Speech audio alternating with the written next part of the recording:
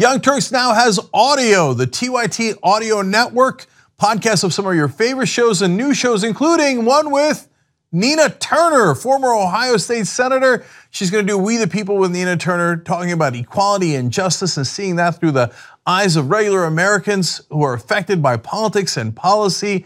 Everybody check it out at tyt.com/audio. We all know that Trump doesn't like leakers. He doesn't like the leaking, and he said that he's going to do something about it. Well, it looks like we've entered a new phase of that, with the Justice Department cracking down on a suspected leaker. A former aide to the Senate Intelligence Committee was arrested for allegedly lying to the FBI about communications with a New York Times reporter. That is, as this graphic is saying, James A. Wolfe, charged with lying repeatedly to investigators about his contacts with 3 separate reporters. According to the authorities, Mr. Wolfe made false statements to the FBI about providing 2 of them with sensitive information related to the committee's work. He denied to investigators that he ever gave classified material to journalists. The seizure was disclosed in a letter to the Times reporter Ali Watkins, who had been in a 3-year relationship with Mr. Wolfe. And we have some more details about how exactly this relationship between Wolfe and these journalists went down. Court documents describe Mr. Wolfe's communications with actually 4 reporters, including Ms. Watkins, using encrypted messaging applications that either aren't as encrypted as we thought they were, or he wasn't using them properly.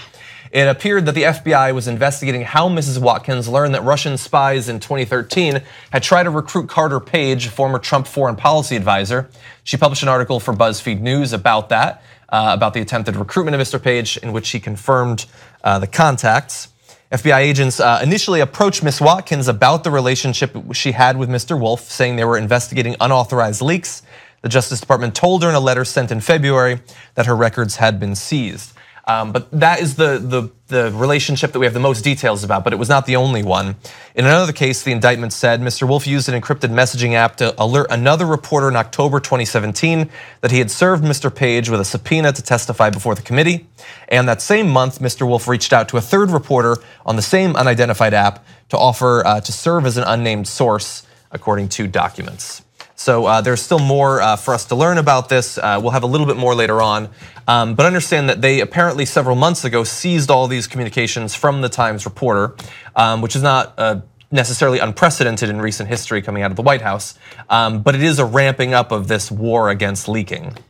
War against whistleblowers that President Obama started. I mean, President Obama was way more aggressive against whistleblowers than Bush ever was. It was one of the most disappointing aspects of President Obama's tenure as president. And now, according to the New York Times, Jeff Sessions and the Justice Department under Donald Trump are doing 3 times as many as Obama was at the end of his term. So this is a bipartisan war on whistleblowers, and they're an easy target because they had this weird relationship, I guess, a relationship between the journalist and the leaker. So it makes it easier for Jeff Sessions to go after them. It's not, it's not Edward Snowden, it's not Chelsea Manning. This isn't a case that involves major policy implications, but it is indicative of a larger trend that I think is bipartisan and a little bit troubling to me.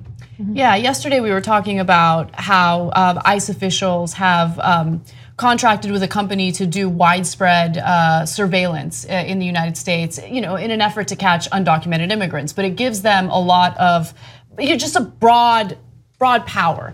And when we were talking about that story, I made the argument, and the same argument applies here, that when you're a Democrat who got elected as president and you lay the groundwork or you expand your powers to do this type of stuff, to do this type of behavior, well then who's to say that the person who gets elected after you, who might actually be a terrible person, wouldn't use that to his advantage and expand it even further? And that's what we're going to get with the Trump administration. Of course they're going to go after whistleblowers and leakers aggressively, especially in this administration where there has been at least 1 leak a day in regard to what the administration is doing behind the scenes. Right, and it's also it's a war with the press. I mean, it's a war with reporters and it's a war with whistleblowers, and it is something that obviously they're very comfortable doing. And I think the fact that they've only started and they're already well beyond the sort of amounts of the Obama administration is very telling for what's going to happen going forward. It's where there's a retaining of sort of power to restrict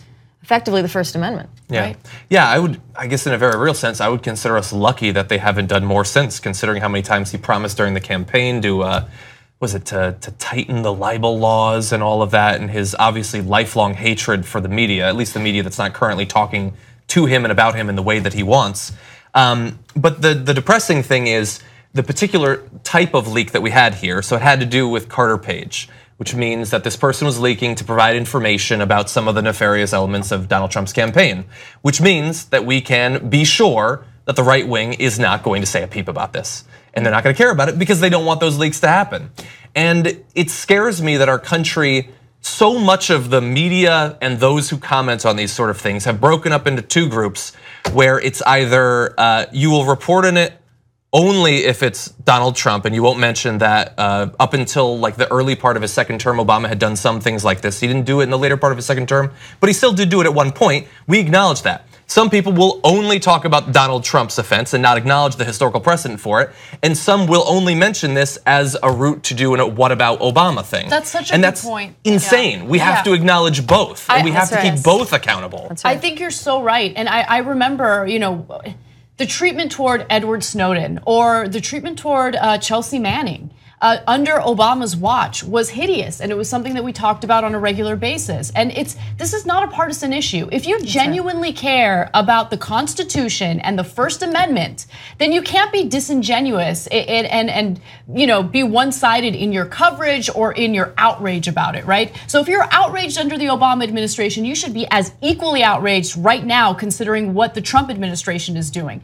Because really, this is not a partisan issue. This is not about Democrat versus Republican, conservative versus liberal or progressive. This is all about making sure that journalists are able to do their jobs, and those who provide journalists with information that we should know about are protected. Yeah. And it's disturbing that other journalists aren't focusing on this enough. They didn't focus on it enough under President Obama because he was charismatic and, by all accounts, in his individual personal life, a really good guy, and he had a decent relationship with the Washington press corps. But now, because it's Trump and it's an ugly face on it and he is vulgar and gross, now more people are discussing it. But again, it's not being discussed enough. Journalists should be protecting other journalists at all costs, all the time. That's right. And the fact that the story came out but hasn't had that attention that it should get from all of the media field is really scary. It is scary because I just feel like we're inching closer and closer to a society where people are going to be afraid to speak out.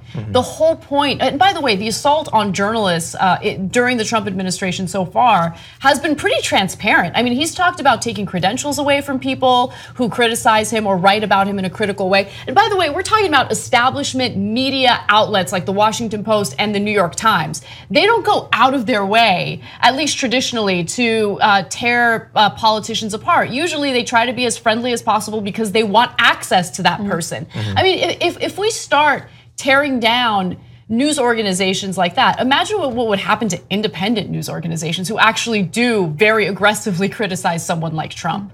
Yeah, my worry is that this will be talked about, but it'll be talked about amongst Trump's base and they'll love it. Because the thing is, like Obama making the moves that he did is scary because of the expansion of executive power, but it didn't rest on a foundation of the media is fake, news isn't real, there is no truth. That's the world that we're living in right now, where InfoWars is a more credible news source than the Washington Post.